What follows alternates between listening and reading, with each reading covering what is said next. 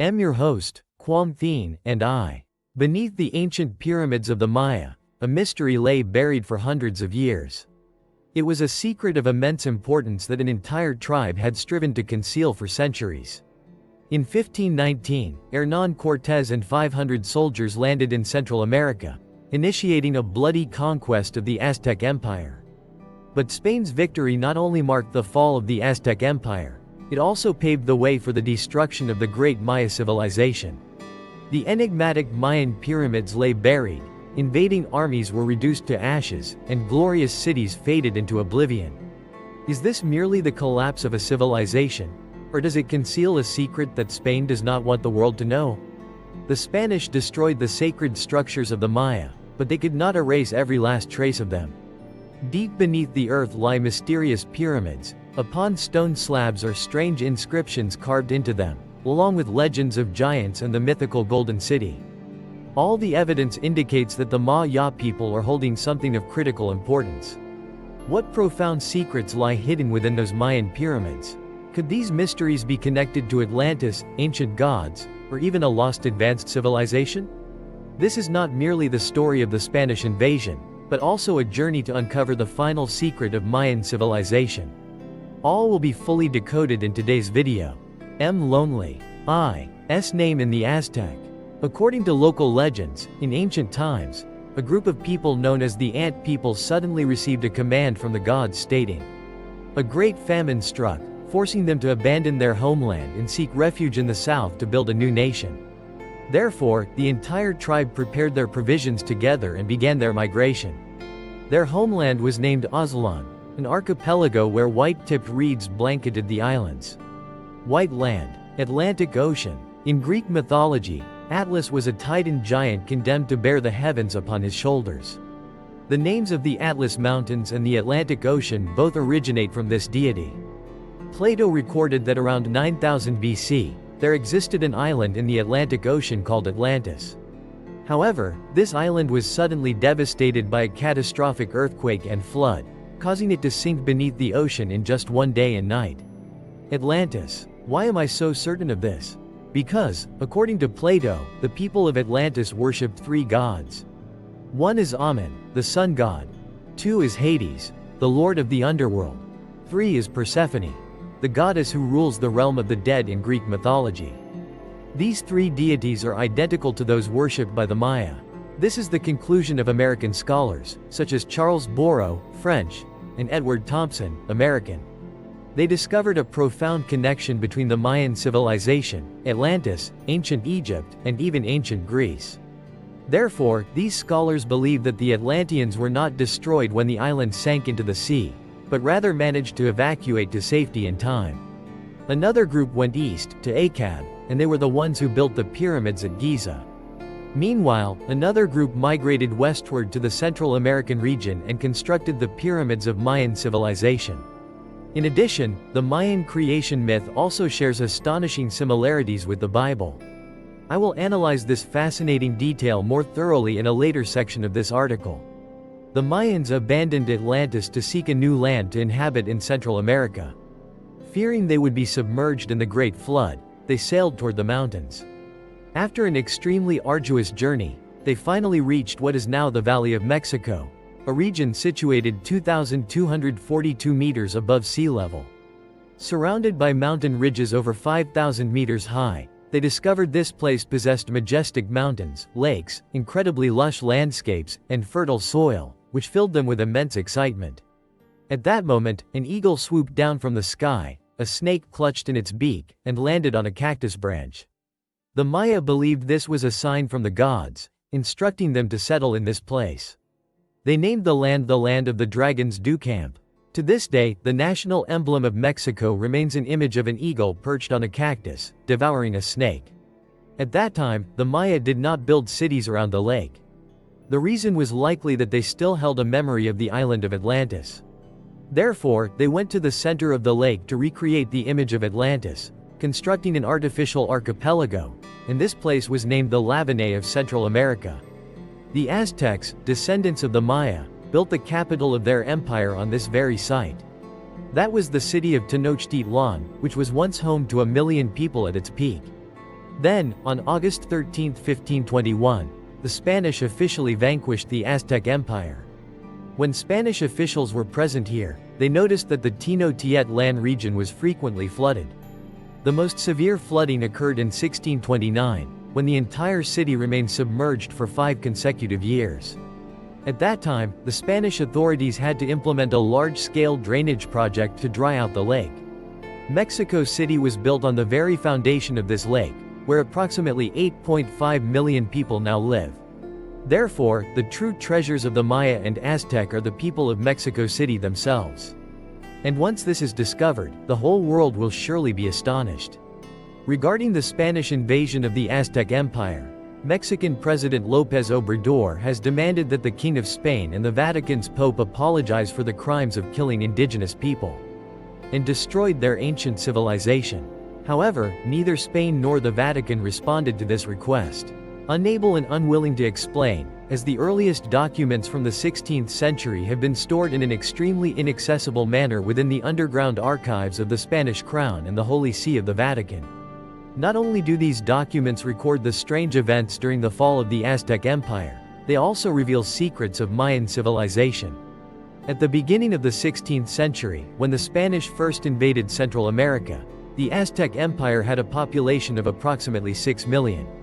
In contrast, the Spanish force numbered a mere 500, a figure far too small compared to their adversary. At that time, officials, soldiers, and missionaries all recorded what they saw and heard, then sent these accounts back to Europe in various forms such as reports, letters, and books. One of the most famous works is the letter from Hernán Cortés, the commander who conquered the Aztec Empire. In addition, mention must also be made of other works such as Burnet's truthful history of the conquest of Spain and the Chronicle of the West Indies compiled by the missionary Duran. Today, we will explore the story of Cortés, who is known as the Conqueror. Initially, he was not a general, nor did he have any battlefield experience. He was merely a Spanish financial official and the secretary to the governor of Cuba. Posterity remembers him as a greedy, cunning, and brutal man. Yet such a despicable individual was able to lead 500 men to invade, ravage, and seize the mighty Aztec Empire with its 6 million people. That is truly bizarre and unimaginable. Ignatius of Loyola was born in 1485 in Spain, into a minor noble family of modest means. At the age of 19, he decided to go to the Caribbean, which was then a Spanish colony, to seek an opportunity to change his life. After a few years, he became a financial official and the governor's secretary in Cuba. Around the year 1517, when Cortés was 32 years old, rumors emerged of gold being discovered in Cuba. Everyone was eager to rush and search for it, but getting there required a very large amount of investment capital. Cortés is not a professional general, so finding teammates for him is extremely difficult. He sought investors for funding while announcing his plan to lead an expedition to America to mine for gold. He said that aside from 1/5 to be paid to the king, he would also collect 1/5 for himself, and the remainder would be divided equally among everyone. When this news spread, everyone around frantically sold their land, acquired weapons, armor, swords, bows and arrows, and donated money to join Columbus in going to America to search for gold. Finally, Cortés recruited 600 people from various professions. Among those people, not all were combat soldiers. Only 32 knew how to use bows and arrows, 13 knew how to handle firearms, along with 14 cannons and 16 horses. However, it was the horses that were the military's most powerful weapon. The expedition also brought along priests, crosses, statues of the Virgin Mary, as well as trivial items like glass beads, shirts, and many other goods.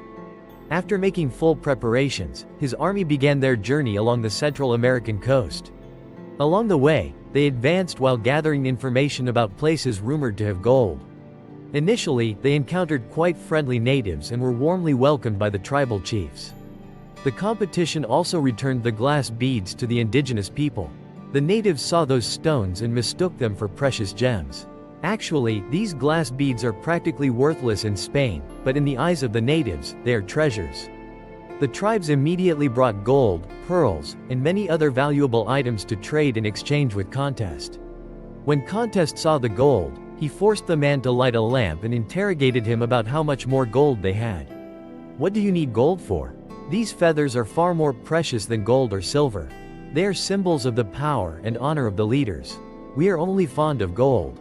Therefore, the people brought out their gold to exchange for those pieces of glass. At that time, an elderly Spanish scholar named Valladolid, who had specialized in researching and compiling works on the history of the Spanish government, recorded the following. We noticed that the people here were holding axes with a dark yellow color. Someone reminded me that perhaps it was a deep orange-yellow color. After hearing this, everyone was extremely excited. We asked the local people if they had any axes like this one. We will use glass beads to exchange for them.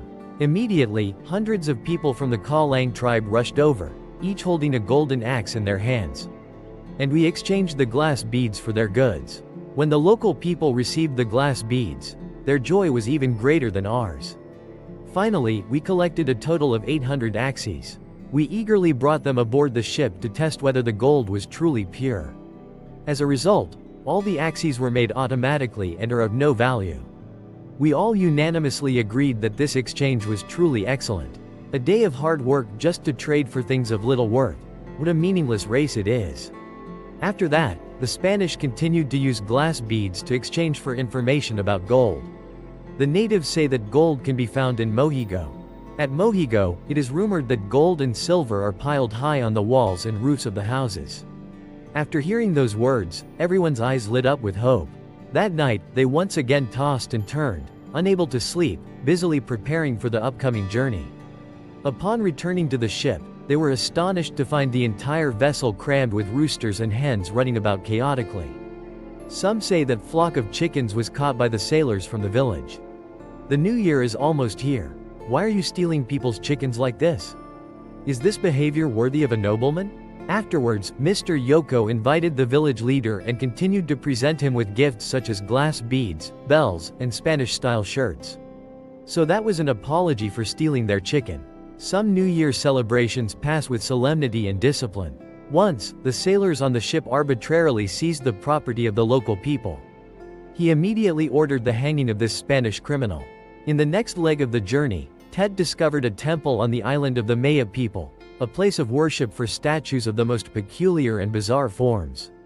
If you are truly our brothers, please remove these statues from the temple. Since they are not the roots, they will lead you down erroneous paths. Then, there were teachings about God, about preparing the way of the Lord, and about the salvation of the soul. The leader and the priests were persuaded by him, but being unable to outright refuse, they instead said, "Our ancestors were the ones who truly created these statues. If you wish to move them, you yourself must be the one to do it. However, we must warn you in advance that if you continue to act in this manner, you may encounter bad luck." Therefore, Ted ordered his subordinates to remove the statues, clean the temple thoroughly, and then place crosses and statues of the Virgin Mary there. He demanded that the priests and leaders perform daily cleansing and prayers. He then gave the chief many blue glass beads before continuing his journey in search of the Golden City. The Golden City you are seeking is the capital of the Aztec Empire, named Tenochtitlan. In March 1519, the explorer Hernán Cortés led a fleet of 10 ships and 600 men to land at Veracruz, Mexico. Upon setting foot on the mainland, he immediately declared that this land belonged to the Kingdom of Spain. And they came here with only two possibilities. One is to conquer glory, the other is to meet death. After that, he ordered all the large boats to be burned, keeping only a few small ones, with an iron resolve to find the Golden City. They built a base, prayed to God, celebrated the Lunar New Year, and then left behind 100 dedicated parishioners to handle logistics. Meanwhile, the remaining 500 people, bringing horses and electric cannons, advanced deep into the forest. The moment they stepped into the forest, everyone was overwhelmed. With no pre-existing path and the burden of their heavy armor, their journey became all the more arduous. Inside, there was an additional layer of cotton padding that made them extremely hot, and many people even developed itchy rashes. But this is only the beginning.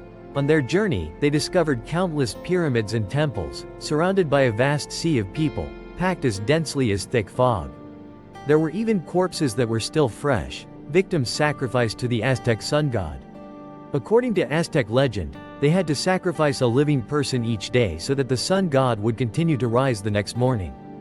Cotet had written in a letter to the King of Spain that each year at this location, approximately 3,000 to 4,000 people were sacrificed. Estimates, the Aztecs. According to the missionary Diego Duran's accounts, as many as 80,400 people were sacrificed during a 4-day festival in the Aztec capital. Another Spaniard, Andrade Petit, recounted that he had personally witnessed a colossal tower with crossbeams as high as 70 meters. Standing on the open-air sacrificial altar built of stone and mortar, where the bound victims were hoisted and suspended. Each pillar had 5 heads impaled through the temples.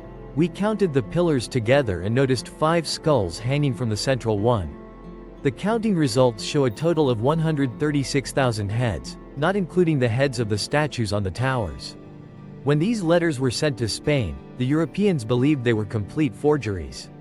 Currently, there are still some opinions that this is evidence the Spanish fabricated the false case against the Aztecs. This custom of the Aztec people was also mentioned in the Bible. The Old Testament records that God commanded the Hebrews to completely destroy the Canaanites. The Lord made their land desolate because he utterly detested them. I will destroy your high places and smash your sun idol altars. And throw your corpses upon the idols of your gods. For I will loathe you. The Aztec temples were the tallest structures there, and their sun god statue was indeed the sun deity. The Canaanites worshipped the goddess Anat, the deity of war and hunting. To offer sacrifices to the gods, they performed rituals of human sacrifice at their temples. It is highly possible that the ancestors of the Aztecs were the Canaanites mentioned in the Bible. Perhaps the Aztec people migrated from Atlantis to Canaan, or it is also possible that the Canaanites themselves migrated to the Americas. No matter what, this world was never made up of isolated islands, we are all connected. The Aztec calendar is truly very strange. This is not explained in the Bible at all. However, in the capital of the Aztec Empire, Tenochtitlan, to the north lay an area called Teotihuacan, home to the famous Sun and Moon pyramids, among the most renowned in the Americas. The Pyramid of the Sun is 75 meters tall, which is only half the height of the pyramid recorded at Akkab. But its length is equivalent to that of the Akkab pyramid. The people of Akkab said that Pharaoh Khufu took 20 years to build his pyramid and also instructed people on how to construct it. Mexicans are more humble. They simply admit that they do not know who built that structure, nor can they explain how the ancient people constructed it. In previous videos, we discussed the hypothesis that the Giza Pyramid was actually a structure built by a race of giants from the period before the Great Flood. So, does the Sun Pyramid hold any mysterious secrets? The professional historian Diego Duran of New Spain recorded the Aztec creation legend in his History of the Islands of the West Indies. It mentions the story of the 5 suns, which may help us explain this. According to Aztec mythology, this world is not an eternal reality, but has passed through many different cycles. Every era ends in destruction, only for a new sun to rise and begin a new age. They believed that before entering the present era, the world had gone through 4 cycles of the sun, each ruled by a deity and each ending in a cataclysmic disaster. The first sun was called the Sun of Announcement, named Jehosan. In this modern age, humans live like giants under the protection of the god Tecalipoca. However, due to the mistakes of humankind, Tecalipoca flew into a rage and sent giant jaguars down to the earthly realm. These leopards will hunt down and tear apart all of humanity, ending the first cycle in a sea of blood. Then, another god, Quetzalcoatl, replaced Tezcatlipoca, ushering in a new world cycle. The note about the second sun, known as the wind sun, which was ruled by the god Quetzalcoatl. In this modern age, humanity continues to live and thrive, yet they are gradually losing the reverence they once held for the deities. To punish them, Quetzalcoatl created colossal storms that swept across the world. Those who were not petrified turned into monkeys and fled into the deep forest, marking the end of the second cycle. After the world was ravaged by the great storm, a new god ascended and created a sun for a new era. The third sun, also known as the sun of fire rain, was ruled by the god of rain and lightning, Tlaloc.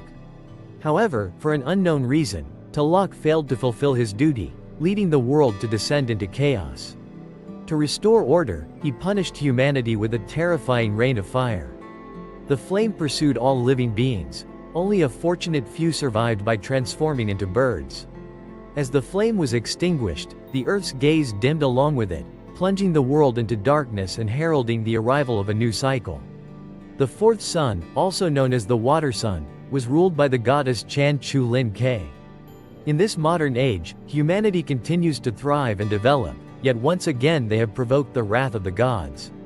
With no other choice, Chan Chu Lin Kei unleashed a great deluge, submerging the entire world in a sea of water. The survivors turned into fish, and the land sank deep beneath the sea. As the waters receded, the world sank back into darkness, awaiting the emergence of a new unicorn. After 4 apocalypses, the gods convened to discuss the creation of a new sun. They decided that a deity must voluntarily sacrifice themselves to become the sun for the 5th era. The chosen deity was Nana Huozan, a god who, though living in poverty and humility, was exceedingly courageous. And Tekuni Takan, a wealthy and arrogant deity. Both were taken to Teotihuacan, where the divine fire still blazed fiercely, and instructed to leap into the flames to transform into the new sun. But when the decisive moment arrived, Tekuji Takan hesitated out of fear. Without a moment's hesitation, Nana Huozan charged straight into the sea of fire, offering herself up. From the ashes of the burning body, a new sun was reborn. Ashamed of his own hesitation, Tekuji Takan also threw himself into the flames. But because he arrived late, he was forced to become the moon, weak and unable to shine as brilliantly as the sun. The world was now flooded with light, yet the new sun still stood motionless in the sky. The gods realized that in order for it to move, they themselves would also have to make a sacrifice. Therefore, all the remaining gods pierced their own hearts, offering their divine blood so that the sun could continue its journey across the sky. Light up this world once more, earthquake sun. According to the beliefs of the people in the Arctic region, the 5th sun will not last forever. One day, those very cataclysmic earthquakes will destroy it, marking the end of humanity. And a new semester begins. To sustain life, humanity is compelled to continuously offer sacrificial tributes to the gods. Because otherwise, the sun would gradually deplete its energy and cease to function. One day, the sun was extinguished forever, giving way to an all-encompassing night, ushering in 40 cycles of the sun filled with upheaval and catastrophe. Humans have taken refuge underground.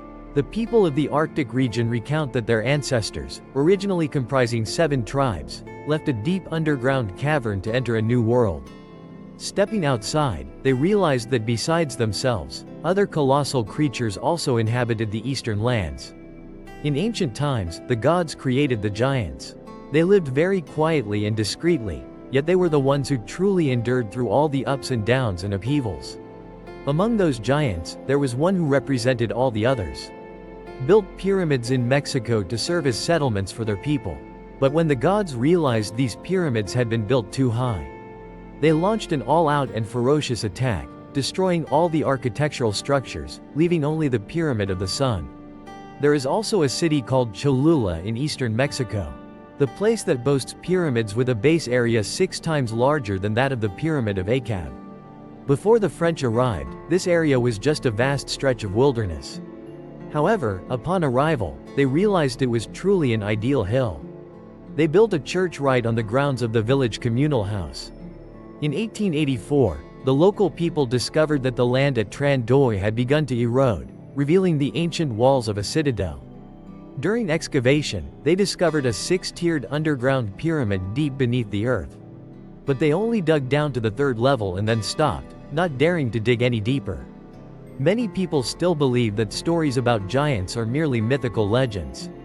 But few people know that, before the Mayan civilization emerged, Mexico was home to an ancient civilization known as the Olmec, the location where the first statues were discovered. These statues have broad nasal bridges, similar to the nose features of African people. They have left a profound mark on the culture of this land, like giants from a fairy tale. With 500 companions, Tess continued her journey through the dense forest. Gradually, they reached a plain and prepared to set up camp. They were surprised to find themselves under the protection of Aztec warriors. An extremely fierce battle raged, with thousands of arrows and spears hurtling through the air from both sides.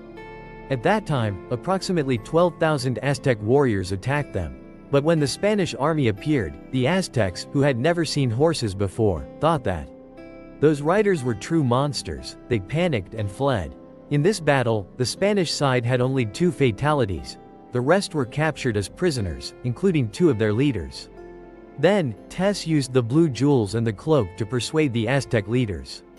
It's all just a misunderstanding. They could have destroyed them all, were it not for the great king named Chalice. He will help on the condition that they kneel down. Otherwise, they will face the fury of the cannons. Tess continued to persuade the Aztec leaders that the gods had sent them to rescue their people. The sight of the horses and cannons convinced them that the Spaniards were gods sent from above.